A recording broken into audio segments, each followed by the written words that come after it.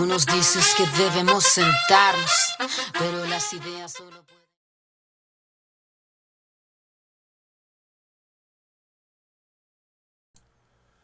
Bien, pues en esta sesión lo que vamos a hacer es implementar o encontrar los pesos para poder computar el XOR sin inspiración divina, sin diseño específico de la red, y después vamos a hacer una comparación entre las capacidades de clasificación entre la logística y el perceptrón multicapa.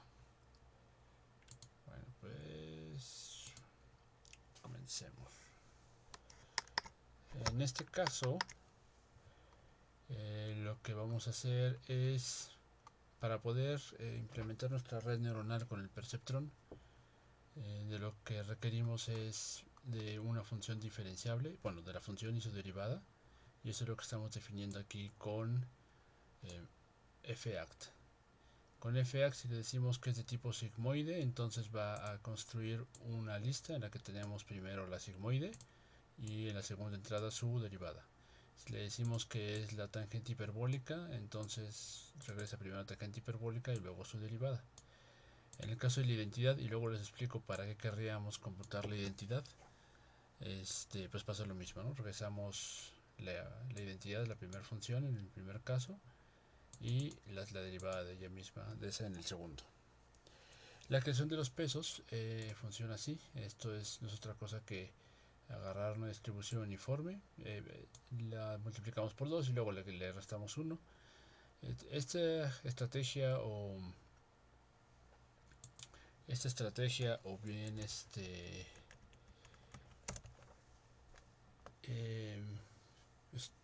elección para crear pesos es un tema de interés en términos de que hay investigación sobre cómo es la mejor manera de generarlos. Puede depender de la cantidad de nodos de entrada. En fin, esta vez nada más lo puse este, así de fácil. Bien podría hacer esto, por ejemplo, ¿no? Pero sí tomaría en cuenta que la elección del punto inicial puede alterar o impedir la convergencia del algoritmo. Entonces, al final eso lo va a hacer Keras o lo va a hacer PyTorch. Aquí simplemente estamos agarrando una decisión más o menos segura para nuestro problema. Y este método es el de predicción. Este método bien pues, se podría llamar predicción o fit, digo, sí, predict. Usualmente en ese calendar se llaman predict.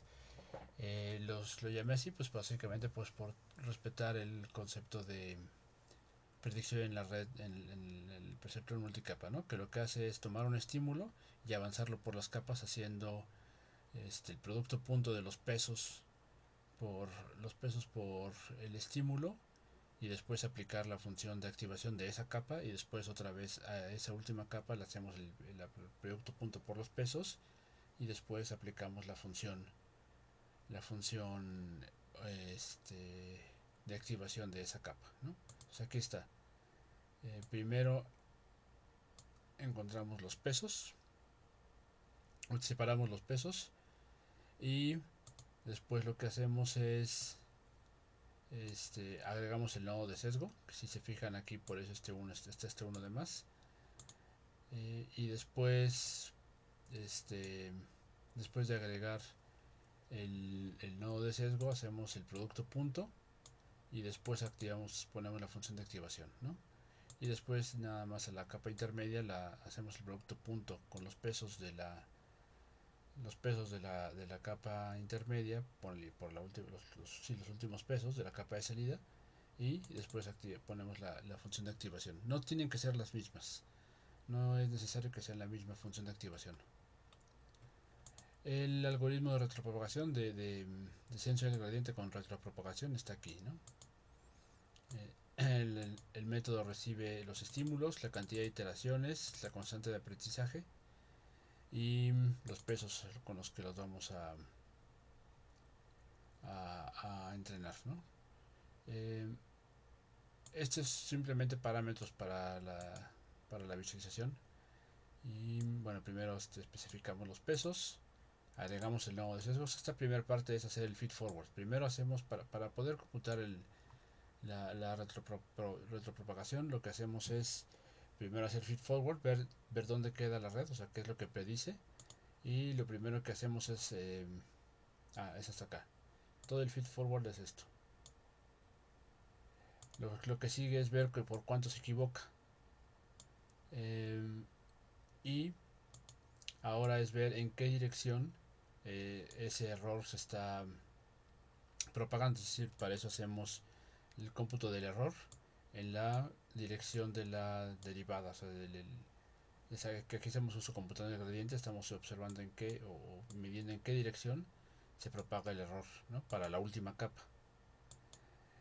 Y después eso lo tenemos que hacer, tenemos que ver cuánto, en qué proporción se dispersa el error o se propaga el error en la capa intermedia para poder computar el gradiente correctamente. Entonces, una vez computado el error, computamos estos dos pasos, el de deltas, HD y SD. Es un término que van a ver usualmente en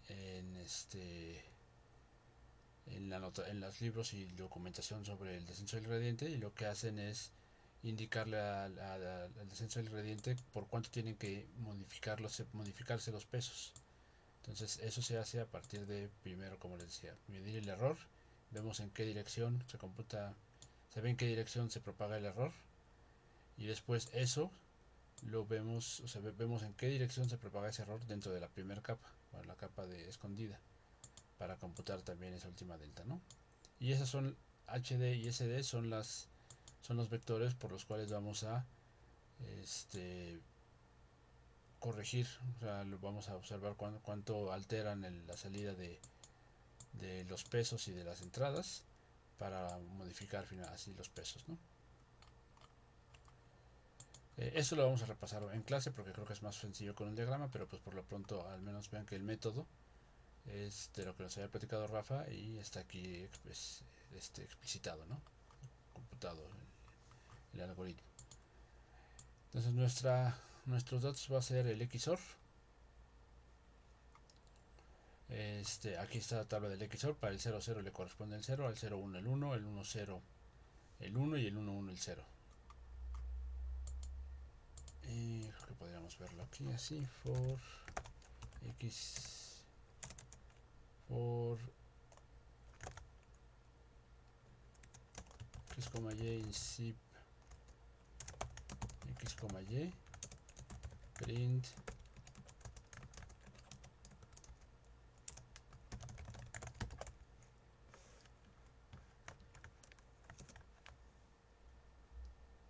perdón, esto debería ser así. Y aquí está mi tabla del XOR, ¿no? El 0, 0 le corresponde el 0, al 0, 1 el 1 y el 1, 0 así. Entonces, aquí viene ya justo el entrenamiento. Lo que vamos a hacer es definir qué tipo de función de activación queremos para la primera y segunda capa. Al menos es lo que hace mi método. Una vez que determinamos cómo queremos definir eso, lo instanciamos, le pedimos a la función efact que haga una función como le especifiquemos aquí, y aquí aquí en esta lista en F1 tenemos a la sigmoide, su derivada, y en F2 para la segunda capa tenemos a la sigmoide, su derivada. Lo vamos a desenvolver o a desempacar en estas variables. Estas ya son funciones. FH es una función y DFH es una función, la derivada de FH. Y lo único que nos falta definir es la constante de aprendizaje 0.1, y este hecho es un valor bastante alto. Van a ver que usualmente para problemas más sofisticados los valores de la constante de aprendizaje son bajitos, 0.01, 0.001, ¿no? Un milésimo, un centésimo, cosas por el estilo. La cantidad de iteraciones también aquí para el problema que tenemos son muy poquitas, 2000 iteraciones, son claramente no, aquí te lo definí, vamos a dejarla con las segundas, que es como ya corrió. La cantidad de capas intermedias son 5. Seguramente se puede hacer con menos. En realidad, yo estaría muy interesante que practicaran y que hicieran esto con menos, como que jugaran con la cantidad de datos aquí. con la cantidad de neuronas intermedias, y aquí estamos definiendo la arquitectura, ¿no? Bueno, aquí estamos viendo de qué tamaño va a ser. La cantidad de capas de entrada debería ser 2, esto debería ser 5 y esta 1 porque es nuestro problema, ¿no? Constante de aprendizaje 1. Ok, creo que estaba todavía probando cosas, entonces voy a borrar eso.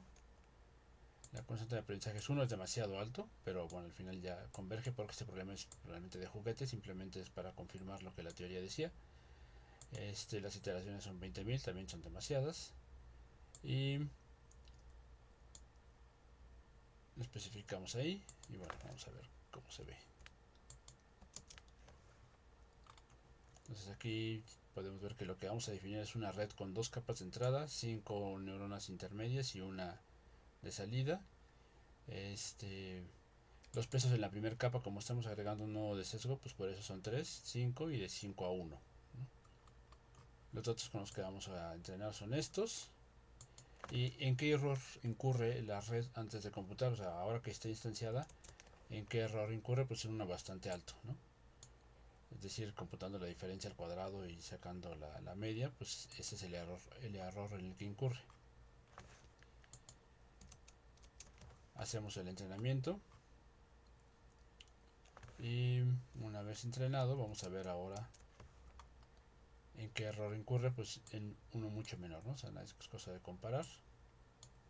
Que ya entrenada la red, el error en el que incurre es muy poquito.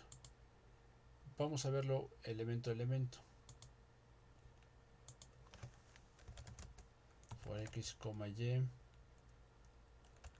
y incip, que quiero comparar. X es mi conjunto de entrenamiento, es este, y aquí voy a poner lo que debió haber obtenido, ¿no? X, pesos de entrenamiento.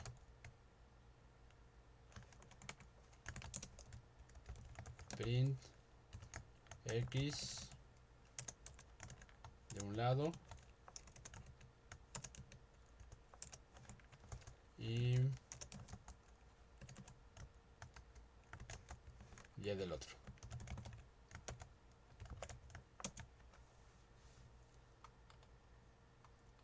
Bueno, no lo hice antes de entrenar, pero pues esencialmente no tiene sentido porque aquí obtendríamos un 0 y de este lado un punto 5, un punto 6 constante o algo muy al azar. Y vean cómo después del entrenamiento pues los valores no son exactamente esos, pero están bastante cercanos, ¿no? Para al 0 le toca el 0, al 1 le toca el punto 99 y así, ¿no? Y algo interesante, algo fundamental en las redes de neuronas es que los pesos, el conocimiento, lo que sabe hacer la red está computado en los pesos, es decir, eso se ve así, ¿no? Estos son los pesos, el primero corresponde al nodo de sesgo y los otros dos a los estímulos.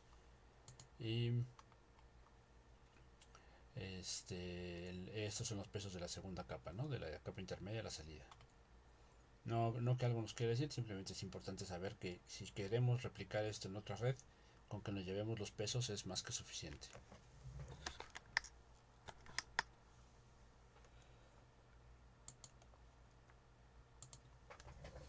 Bien, ahora vamos a ver esto, pero contrastarlo con el ejemplo que ya habíamos hecho de la logística, que está aquí.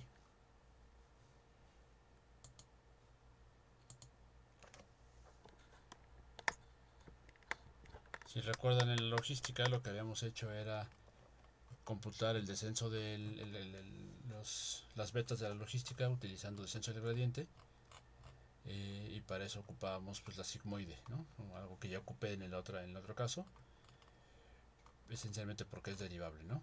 Hacíamos la verosimilitud utilizando esta expresión y con descenso del gradiente me quedaba esta expresión muy cómoda, ¿no? O sea, lo que me decía esto es, si recuerdan la diapositiva de redes de neuronas, había una expresión muy similar a esta, que lo que decía era algo así como C por lo que debí haber obtenido menos lo que obtuve por la entrada en cuestión, ¿no? Y si se fijan exactamente esto, este es el error en el que incurro. Lo que debía haber, o sea, el valor asociado a la X, a la Y en ese momento, y esto lo defino como delta, ¿no? Eso por la constante de aprendizaje. Em, Aunque ahorita no lo dibujé con el entrenamiento del XOR, también por el mismo caso, porque es muy pequeño, vamos a querer ver que la evolución del error sea así, ¿no? Sea algo que descienda rápidamente, o sea, que siempre descienda en realidad, ¿no? En este caso desciende extremadamente cómodo, extremadamente noble, pues es una curva suave, claramente, ¿no? Pero no siempre va a ser, no siempre va a ser así, los espacios de entrenamiento suelen ser bastante más ruidosos. Y en este caso estaba poniendo el tamaño de los pesos, ¿no? Como solo son dos entradas, pues quería ver qué valor tenía el peso al final, ¿no? Que es este. Eh, Bien. Entonces, recuerden que con los círculos lo que hicimos fue esto. Pintamos dos círculos, uno concéntrico y lo que queríamos ver, es decir, al menos a ojo, parecía que podía dividirlos, es decir, al menos a simple vista puedo detectar que existen dos clases, el círculo interno y el círculo externo. Entonces, ¿cómo le hacemos para que claramente aquí no puedo pasar una línea sin que atraviese, sin que esta no atraviese a la clase que quiero y respete, o sea, que puede pasar una línea sin cortar a las dos, ¿no? Eso es lo que quisiera hacer con la logística, pero pues no se puede a la primera, al menos por aquí. Pero si lo que hacemos es convertir este dataset en R y teta, o sea, hacemos esa transformación, pues lo que tenemos es precisamente circulitos que están todos aquí arriba y todos acá abajo. Y aquí sí puedo pasar una red, una línea, ¿no? Y con la logística dividir entre 0 y 1. Utilizaba mi algoritmo de la logística con descenso del gradiente y la clasificación es perfecta, ¿no? ¿Por qué? Pues porque la línea pasa por aquí, pero en el espacio original pasa por acá. Nada más que ahora cualquier punto, primero tengo que mapearlo aquí. Bueno, me va a llegar un punto acá, lo tengo que ver aquí. Veo si está arriba o abajo de la línea que me interesa y luego lo regreso y digo es línea amarilla, es puntito amarillo o morado. Esencialmente es lo que está haciendo este método, es decir, todo lo que está aquí dentro es amarillo y todo lo que está aquí afuera es morado. ¿Ok? Entonces, recuerden eso, lo digo porque ahora vamos a hacer esto con sklearn. Sklearn tiene aunque las redes neuronales las vamos a estar trabajando con Keras o con, bueno, el método que ustedes quieran. Nada más les voy a mostrar cómo se instanciaría y cómo se probaría eso con sklearn, que tiene un clasificador de red neuronal muy sencillo.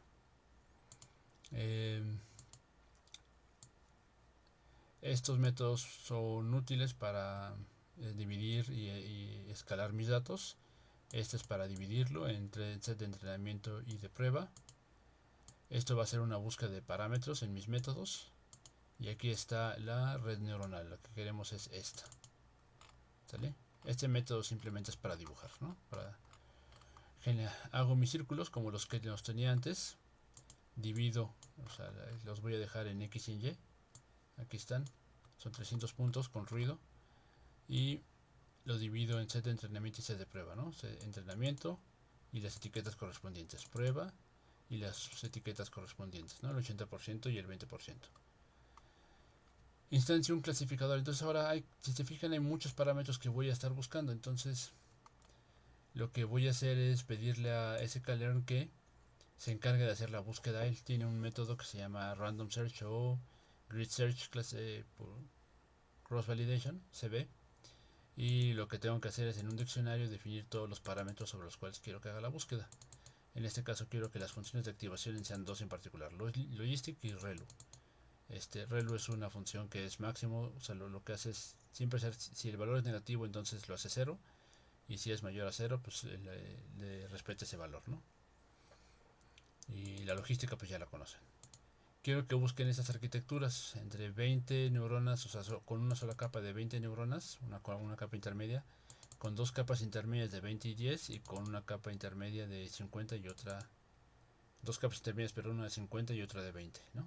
En este caso solo son dos, en este caso serían tres posibles capas. Quiero que la inicialización de las redes de la constante de aprendizaje sea .1 o .05, quiero que me diga pues qué es mejor. Y las iteraciones máximas entre 200 y 300, ¿no? Ahora le digo al random search classifier, pues ajusta a este clasificador, ajustale estos parámetros, dime quién de estas, o sea, dime alguna pareja de cada uno de estos, algún elemento entre estos dos, entre estos 3, 2 y 2, cuál es la mejor combinación. Lo que va a hacer particularmente Random Search es instanciar un punto y después probar alrededor de ese punto, o sea, ese punto está en el espacio 1, 2, 3, 4, y lo que hace es probar vecindades alrededor de cada uno de estos puntos, a ver quién lo hace mejor, ¿no? Con el método fit se ejecuta y después de algunas iteraciones, pues esto puede ser muy tardado, o bueno, dependiendo de la cantidad de parámetros o parejas que le pongan a buscar. Y ya que acaban, lo que tienen que hacer es decirle, pues dime quién es el mejor, cuáles son los mejores parámetros de lo que hayas encontrado, ¿no? Y con qué score. Eso es lo que hace score. Entonces regresa a un diccionario, ves params, regresa a un diccionario que voy a ocupar después. Y aquí lo están viendo, ¿no? Es el nuevo clasificador. Le voy a decir ahora sí, ya que encontraste. Claramente no lo hace con todos, ¿no? O sea, es algo mucho más rápido que entrenar toda la red. Pero en este caso me sirve pues para explorar una gran cantidad de parejas y determinar cuál es la mejor combinación. Que ahora sí, ya que lo encontró algún vector, en particular. Le voy a decir que lo ejecute y entrene mi clasificador con todo el conjunto de aprendizaje. De entrenamiento, perdón. Entonces, para decirle que ocupe ese diccionario, pongo asterisco, asterisco, best params. Ya está instanciado con estos valores. Y ahora le digo entrena, ¿no? Ya le paso el conjunto de entrenamiento y las etiquetas. Una vez que hago eso, pues le digo, a ver, dime cuál es la predicción. O sea, le digo, toma el conjunto de prueba y deja las predicciones en YP. El porcentaje es bastante bueno, .90, y aquí está las métricas de evaluación, ¿no? Que ya hemos trabajado, ¿no? Eso, si se fijan, pues son bastante buenas, ¿no? El F1 score anda por ahí del 90-91%. Entonces, ¿qué es lo importante? Esta es la figura de los circulitos y esta es la clasificación ya de todo el espacio. Entonces, ¿qué es lo rescatable de esto? Pues que yo no hice nada al espacio de...